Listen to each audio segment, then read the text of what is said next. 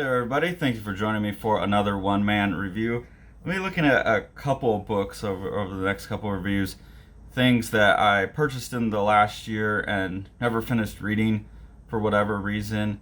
So things that I wanted to, as I was doing my end of the year kind of stuff, realizing, oh, I want to get back to that or give that a second chance. So the first one up is The Fall by Jared Muralt, somebody that I've been following on Instagram for a while and really, really like his art.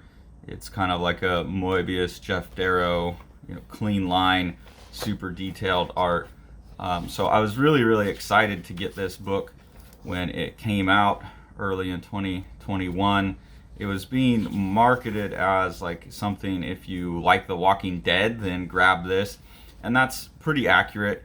But I had a hard time finishing the book, and I think it's because even though he said he started working on this in 2016, it really feels like it's just about our current situation, but pushed a little further. So they're dealing with like a pandemic viral problem, and that's causing the world to go into this kind of apocalyptic, Walking Dead type of situation. So I think it just felt a little too familiar. It was hard to get into it. I know me and Matt Battaglia were talking about how no one's making art that reflects the times.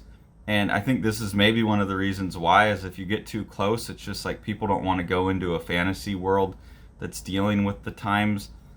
So I think maybe unless you deal with it like purely emotionally, the factual aspects or the sci-fi aspects of it, like just, it felt wrong reading it.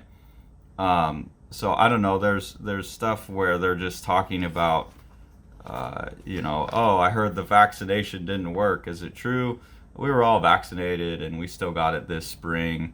Marie working at the hospital, second major flu outbreak this year. They don't even have enough beds anymore. So I'm imagining Jared Muralt felt like eerily prophetic when COVID hit, having been working on this for the couple years leading up to it. So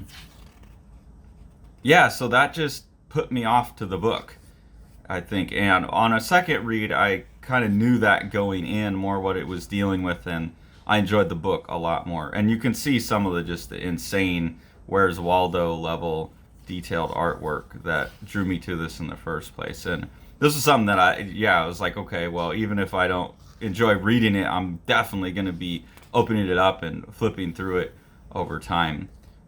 So that's pretty much what it is this father and his two kids trying to survive in this world where certain cities are locked down and everything's going to hell. People are looting stores because of a viral pandemic.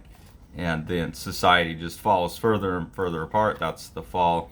And they eventually move their way out of the city, and it becomes an apocalyptic survival story. So it's pretty good. I read a short interview in the back of the book, which I don't normally do, but I did want to see if they asked him about COVID, and they did. But he was also saying that he feels like he's growing as a writer on this book, and that he looks back at these earlier issues and wasn't so happy with the writing. And I think that was a little bit of a barrier to me as well. It's not bad writing, but it just didn't have that. Like when I think about The Walking Dead, there's those, each issue has like the holy shit moments in it that kind of propel you along. And I think those start to come in later in this book. I think it's also just a European thing. A lot of the European books that I've read start out kind of slow. They don't have that immediate hook. So I think maybe that's just me being an American, used to like, okay, you better punch me in the gut in the first like 30 pages or else I'm checking out. And that kind of stuff didn't really hit until later in the book. But I also feel like the dialogue's getting better as he goes, and the kind of development of character is more intense. I don't like, one thing that I would compare in the writing is like Robert Kirkman. I remember all the characters' names in all of his books. In this one, I have a little trouble remembering the names.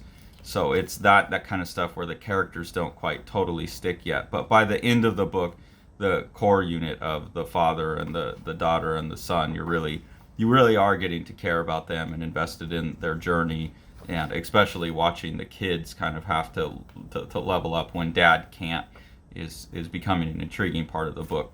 So I know that there's more of The Fall being made. I hope that it's sold enough this is from Image, by the way. I hope that it's sold enough in Image that they continue to publish the English translations, because it really is a lovely book, and I really do feel like Jared Muralt is getting, it's issue 7 is being advertised. So I feel like he is getting much more powerful as a writer. His storytelling and draftsmanship abilities are absolutely phenomenal. I've seen on his Instagram some more sci-fi looking stuff too. So hopefully that gets put into a book and translated, because just the biggest fan of his artwork. Beautiful coloring, really good use of the digital color, and these nice flatter colors, going back to more like how Moebius or somebody like that would have colored their books. So definitely recommend this book. I'm really glad I gave it a second read, and I would recommend everyone else grab it if you haven't. Thanks for following along. Take it away, Jack. You want to see all these books? Smash that subscribe button and the like button and the bell, and then you get them.